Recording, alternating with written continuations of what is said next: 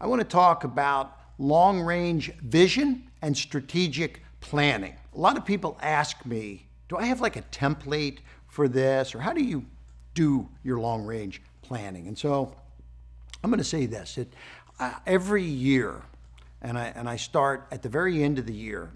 I start at the beginning of December. I work on what some people would call their New Year's resolutions, but they usually don't do those until December 31st.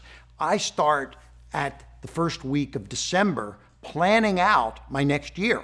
And this is when I start putting together my template of planning for the future. First thing that I do is I take a look at all the deals that I was involved with for the previous year, and I say, which ones of these do I not have time for anymore based on how much time I put into them and how little I received back from them, and not seeing any real upside going forward. Because there's one thing that you got to be careful with, and that's focusing on things that take a lot of your time but don't have a lot of upside. So at the end of every year in December, I take a look at the things that I'm going to move out, get out of my umbrella. And in some cases, it's equities that I own. And if it means giving back the equity, then I give back the equity, because I don't want to own equity in something that's consuming too much of my time for little upside. So this is part of this planning process. So the next thing that I do is I say, okay, so now we got rid of some things that I shouldn't be focusing on. Which things do I need to put more focus on? And now I put a plan together for that. Who I need to bring into it? Do we need capital? Do we need people? Do we need dream team members, etc.? So now each enterprise that I'm involved with is now going to have a little bit of a plan and a dream team focus, a financial focus, and an execution plan for next year.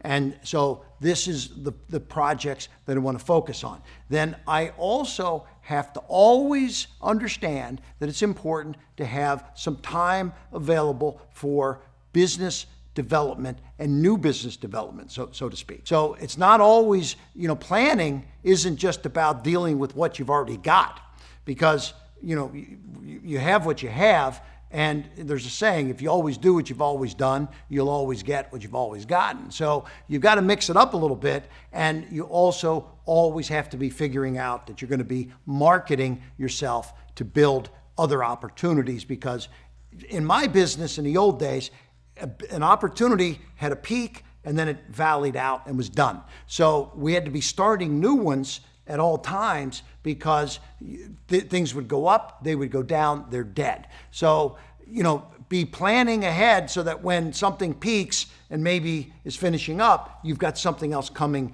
into the next step. So for me, part of this template is speaking opportunities. Get out and speak, right? This is when at 80 different speeches last year that I did, brought in tons of product development, flow of new connections, new leads, new opportunities, new business deals, etc. So you've got to take a plan and a vision on what you have, get rid of the things that aren't working, focus on the things that do, expand and put the energy and the time and the money and the team into those things that have a bright future, and then also plan to continue business and deal development. And these are the things that I use for my long-term vision and strategic planning.